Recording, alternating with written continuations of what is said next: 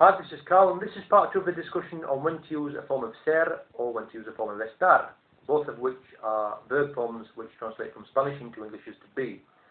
Now, as I mentioned in part 1, what I was going to do in part 2 and what I will do is to offer a quiz whereby I give examples in English, each of which contains a verb form of ser or estar.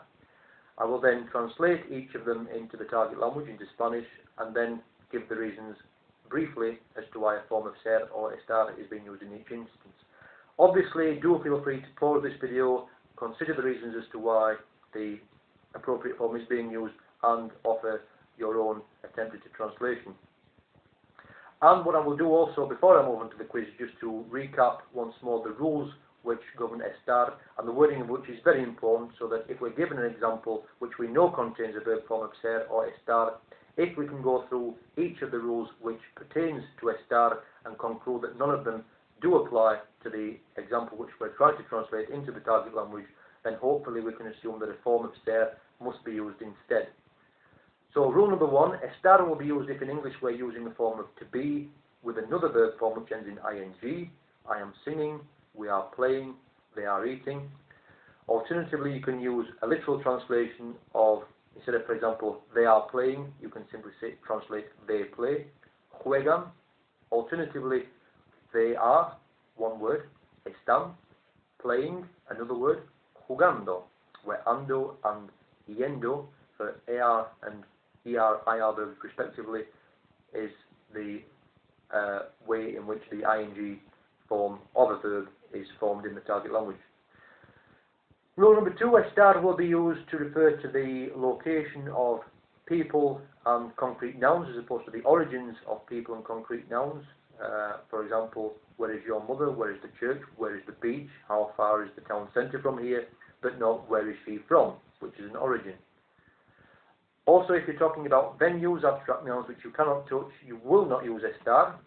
At what time is the meeting taking place, where is the party being held, and so forth. And rule number 3, the trickiest to explain, estar will be used to refer to short-term temporary characteristics within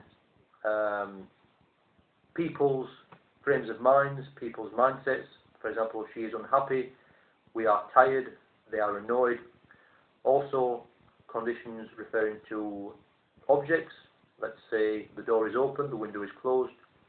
But it will not be used to refer to inherent characteristics within an object. For example, she is blonde, a genetic characteristic. The tree is tall, again a genetic characteristic, a natural occurring event. The car is red. The fact that it's been spray painted that colour is inherent to the physical characteristic of the car. So what I will do now is I'll give you the examples in English which I have, and then I'll translate each of them into Spanish and then give the reasons as to why the appropriate form of ser or estar is being used. And as I said, do feel free to pause the video at any time and then to give you time to consider the rules as to why the appropriate form is being used, and also to attempt a translation. So here we go, and I might not have time to get through each of these examples, so what I will do is I will probably give about 10 altogether, and then if anybody does want to raise any more examples as a comment, then do feel free to do that. I'm going to be in France. Voy a estar en Francia. Location. Rosario's brother is older than you. El hermano de Rosario es mayor que tú. Inherent characteristic, the fact that she was born before you were, using ser. Her father has to be here at 8 o'clock. Su padre tiene que estar aquí a las 8, referring to the father's location. He will be here and located here at 8 o'clock. Miguel says that he's not very happy. Miguel dice que no está muy contento. Miguel won't always be happy, therefore a short-term and temporary mindset of Miguel, using estar. Why are the children not here? ¿Por qué los niños no están aquí? Location. What are you doing tomorrow? ¿Qué estás haciendo mañana? Using a verb form with ing in English, therefore a form of estar must be used. I am from the north of the country. Soy del norte del país, using a form of ser, referring to origin. Why is the door open? ¿Por qué la puerta está abierta? Referring to a temporary, short-term condition of the door. It won't always be open. There will be moments when it's closed.